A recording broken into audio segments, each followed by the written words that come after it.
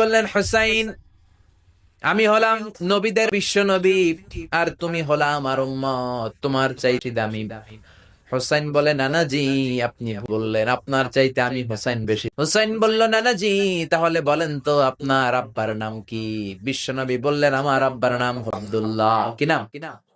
হুসাইন বলে, নানা, সামনেও কোনো টাইটেল নাই, পিছনেও কোনো টাইটেল নাই, আমার আব্বার নাম আপনি জানেন নাকি? আব্বা হলো শেরে খোদা, দুনিয়ার সব কাফির মুশরিকদের আল্লাহ আমার আব্বারে বাঘ বানিয়ে পাঠিয়েছে। আমার আব্বা সাধারণ মানুষ নয়, বিশ্বনবীর মেয়ের জামাই। আল্লাহ। বিশ্বনবী বললেন, তাই তো, আসলে তো তোমার আব্বা বেশি দাবি। আবার হোসেন প্রশ্ন করলেন, নানা বলেন তো আপনার আম্মার নাম কি? কি নাম বিশ্বনবীর মায়ের? বিশ্বনবী বললেন, আমার মায়ের নাম আমিনা। হুসাইন বলল, নানাজি আপনার মায়ের নাম যদি আমিনা হয়, জেনে রাখেন আমার মায়ের নাম হলো ফাতিমা। জান্নাতে সর্বপ্রথম যে মহিলাটা ঢুকবেন, ওই মহিলাটা হলো আমার আম্মা জান ফাতিমা। বিশ্বনবী ফাতেমারে এত ভালোবাসতেন যে ফাতেমারে কষ্ট দেয় সেজন্য আমি নবীরে কষ্ট দেয়, আর যে ফাতেমার মনের মধ্যে আনন্দ দেয় সেজন্য আমি নবীরে আনন্দ দেয়। বিশ্বে সবার শেষে ফাতেমার সাথে দেখা করে বের হতেন, তার সময় সবার প্রথম ফাতেমার সাথে দেখা করতেন। ও নানা বলেন তো তাহলে কে দামি, আপনার আম্মা আমেনা নাকি আমার মা ফাতিমা? বিশ্বনবী আর কোনো কথা বলে না। তো আপনার নানির নাম কি? বিশ্বনবী বললেন, হুসাইন আমার নানির নাম হলো বাররা বিনতে আমিন। বলেন, নানা আপনার নানিরে তো কেউ চিনে না, বাররা নাম, আমার নানির নাম হলো খাদিজাতুল কুবরা আত-তাহেরা।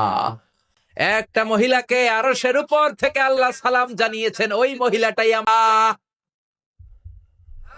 বিশ্বনবী খাদিজারে এত ভালোবাসতেন, বিশ্বনবী বলতেন, আল্লাহ কিয়ামতের দিন যখন কেউ কাউরে চিনবে না, ওই কঠিন দিনে আমি যেন আমার প্রাণের খাদিজারে ভুলে না যাই।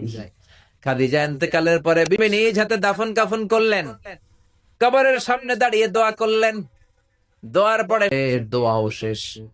বিশ্বনবী বললেন, না আবু বকর আমি যাব না, তুমি যাও। আমি কবরের মক্কায় এই মহিলাটাই আমার হাতে প্রথমে কালিমা পড়ে ইসলাম ধর্ম গ্রহণ করেছে।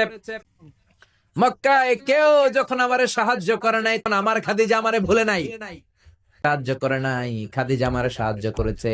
মক্কার লোকেরা 3 বছর শিয়াবে আবি তালেবে আমার জেলের মধ্যে রেখেছিল। আমার কলিজার টুকরা বিবি খাদিজা ওই জেলখানার ভিতরে আমার সাথে ছিল। আবু বকর তোমার মনে চাই তুমি ঘরে ফিরে যাও, আমি এখানে দাঁড়িয়ে থাকবো।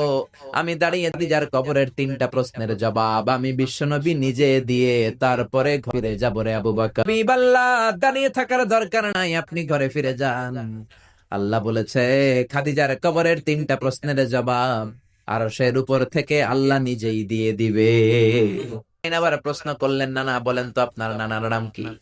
বিশ্বনবী বললেন, নানা আপনার নানা ওয়াহাব রে কে চিনে? কেউ চিনে না আপনার নানারে, আর আমার নানারে চিনে না এমন কোন মানুষ পৃথিবীতে নাই। আমার নানার উপরে দুরূদ পড়ে না এমন কোন মানুষ পৃথিবীতে নাই। আমার নানার পঞ্চমুখ নয় এমন কোন মানুষ পৃথিবীতে নাই। আমার নানারে মাছরা চিনে, পাখিরাও চিনে, ঠিক কিনা? আমার নানা হাউজে কাউসারের মালিক, আমার নানা সাতের মালিক। আমার নানা শুধু মানুষের নবী, তাদের নবী নয়, আমার নানা সব নবীদের নবী, ঠিক কিনা? আমার নানার নাম হলো মুহাম্মাদুর রাসূল। করতে পারেন না, ধা ধা করে চোখের পানিগুলো ছেড়ে হোসেনকে বুকের মধ্যে জড়িয়ে ধরেন।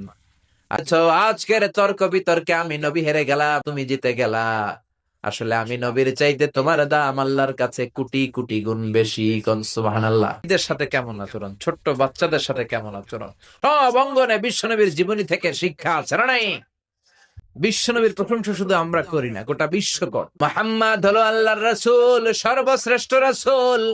রাসূলের সাথে কারো কোনো তুলনা নাই। অনেকে বলে সাইয়েদনা দাউদ নবীর কণ্ঠ নাকি বড় চমৎকার ছিল, কথাটা ঠিক, কিন্তু বিশ্ব নবীর চাইতে বেশি চমৎকার নাকি? নবীর কণ্ঠ সবচেয়ে সুন্দর ছিল। অনেকে বলে ইউসুফ নবী নাকি সবচেয়ে সুন্দর ছিল, কথাটা ঠিক, কিন্তু আমার নবীর চাইতে সুন্দর না। অনেকে বলে মুসা নবী অনেক শক্তিশালী ছিল, কিন্তু আমার নবীর চাইতে বেশি শক্তিশালী নাকি? বিশ্ব নবী বলতেন, আমার এক হাতের ভেতরে জান্নাতে 40 জন পুরুষের শক্তি ঢুকিয়ে দিয়েছে কে?